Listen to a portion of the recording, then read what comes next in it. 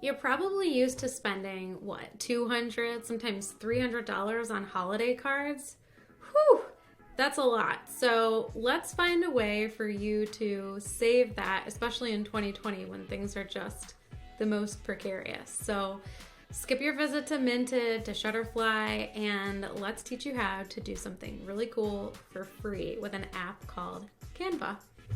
With Canva, you can order 100 cards for $64 or 50 cards for $35. It comes with envelopes, the shipping is free, and it's just a huge cost savings. I know that sometimes we feel like if we're not trained graphic designers, can we really do things like this? Can we really make our own holiday cards?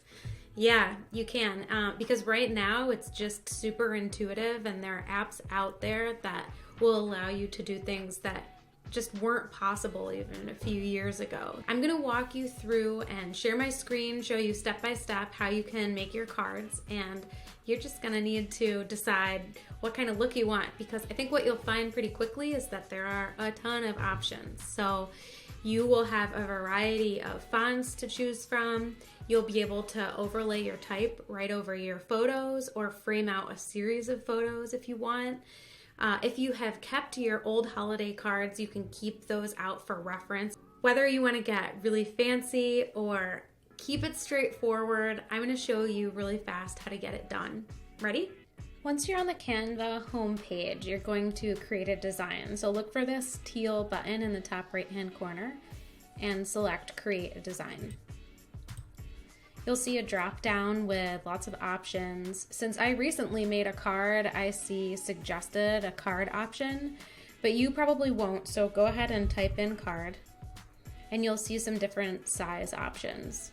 7x5 is horizontal standard. This is what you usually use, but of course if you want your own dimensions, then you can specify that.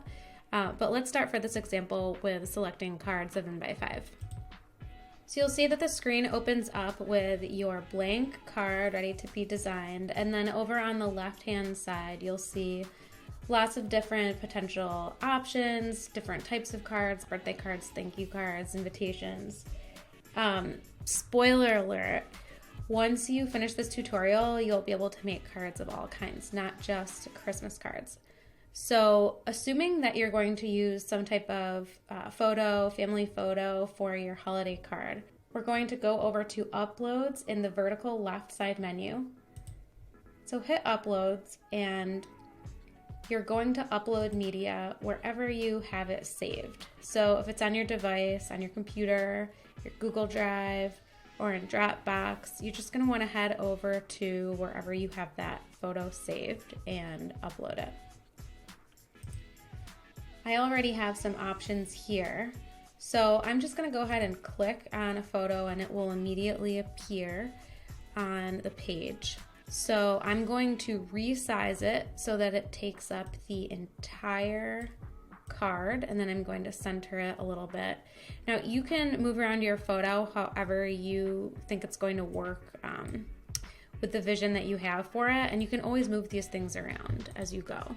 So once I have my photo in place, I'm going to add some text. So I'm going to go back over to this left side vertical menu and hit text. And I can scroll through and look at all different kinds of font combinations. I'll be able to change the color, so just keep that in mind when you see something like here, Be Brave. This might initially appear like something that you wouldn't want for holiday. However, if you change what the statement is and write, let's see, Happy Holidays, and I'm going to change the size as well as the color, and you can see how it could actually work really well for a holiday card. So when you're looking through at all of the different options, just try to remember that you are going to be able to specify the message and the color and everything. So just try to keep your mind open to all of these different choices. You can also adjust the font once you get in there. So if I want my card to say Happy Holidays, but I need to change the font, I'll head up to this top menu and use this drop down to select a different font. Here, I'll try Railway. I can tell that there's a font treatment So let's say I don't want this outline appearance. I can go over here to the top menu and select effects and select none. And that way I don't have the outline effect. I can make this bold, whatever I want. So once I have an idea of what I want my text to be, I can start to go back through and add more elements. So I'm going to go to the left vertical menu and select elements. So this is going to be a holiday card. Let's imagine we're deeper into winter than the fall photo you see here. I'm going to type in snow and play around with some of the different options. So here, let's try snow throughout the entire photo. I can resize that to make it work.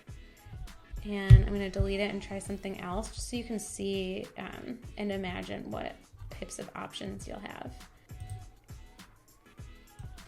I could add this little whimsical number right to the top, or even drag it down to the bottom portion of the card. Half the fun is really just playing around with your different options. I could even do something super quirky, like maybe I want to put a snowman in the background. And look, I could even stick a little snowman back here in the field just for fun. So, you can really play around with elements and with text to customize your card and make it feel however you want it to feel. First, I'm going to delete this photo and I'm going to change the background to something dark so that you can see what I'm doing. We'll recenter that guy. All right, now while we're in elements, I'm going to type in frames. And you'll see a bunch of different options. You could have a circle frame or a series of them. You could do a square or a rectangle. You could do, 4 squares. However many pictures you want to use, that'll depend on your usage of framing. So let's go back over to uploads and grab some pictures. So let's say I want to do just pictures of the kids. I can drag them right into the frames. And then again, resize however I want it to appear. Maybe I want to see how it looks in a circle. Resize that. So lots of different options. So again, you could imagine 3 circles across. Like say you have 3 children and you want to have 3 circles across with 3 different photos of each of your kiddos. You could do a family photo. When I did a set of 3 photos with the whole family. So whole family in the middle, son on the left, daughter on the right. This background right here is just a photo of pine needles. So let me go through and show you how to do something like that. I'd go over to photos. You can see the pine needle photo is under recently used, but let's try another one just so you can see some of the options. Let's try snow. So maybe I want to do some trees, some pine trees covered with the snow. So I'm going to go ahead and, so again, I will resize that photo to make sure that it takes up the entire space, unless I want to have an area at the bottom or on the side where I want it to have like a solid color or something. And then I'll go back and to elements, select a frame, uploads, and there we have a little framed photo. And let's say, obviously this looks silly, this combination, but the point is that you can select from lots of different photos or colors for your background, patterns, whatever you want, and whatever photos you want of your family. And you can use those frames. You could even, if you wanted to have one big family photo on the back, you could add a page, and this can be the back of your card, and you could add a series of photos on the back with a little Christmas message. So let's imagine that I did that. And just to give you an idea of what this could look like, look at all of those cues to make sure that you're centered. Isn't that super helpful? Okay, so I'm going to try to put everything inside this purple boundary box so that everything will be really level and intentional. I'm going to hit shift, hit copy, And then look, I can have this super cute grid of photos. I can swap in and out any photos that I want, and then go through the printing process. So again, let's just imagine that this is the front of the card. And this is the back with lots, 6 different photos from that photo shoot. I have an option now to either download and save this so that I can print it wherever I want. So if I want to use Vistaprint or a local printer, I can do that. I can hit the download button. It suggests a PDF print. Depending on how you're going to send it or get it to your printer, you might prefer a PDF or PNG. If you're going to use it somewhere digital, like a blog or on social media, you'll want to select PNG. And if you want to print directly from Canva, you just select this Print Cards button. And here, see, there's an option for me to print single-sided or double-sided.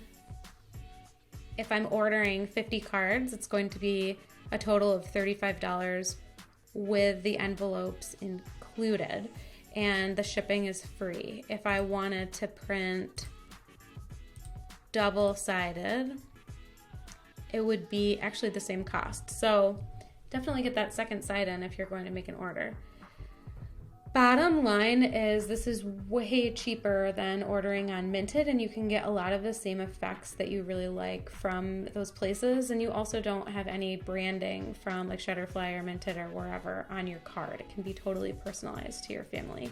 Once you either print or download your files and you are off and running and good to go, I really hope that you'll share with me your projects. I'd love to see them. And also, I hope you'll join me every Wednesday. On Wednesday, I send out an email to my listserv with tutorials and pep talks and all the fun things. So just go ahead and click the link below and join in on the fun. And in the meantime, you can also download for free my Success Capture System. It's a product that I use with clients for goal setting, great for the end of 2020 and also great for 2021, which is heading our way very shortly. So go ahead and catch that. Check out the rest of the videos on this channel, and I hope you'll subscribe and follow along.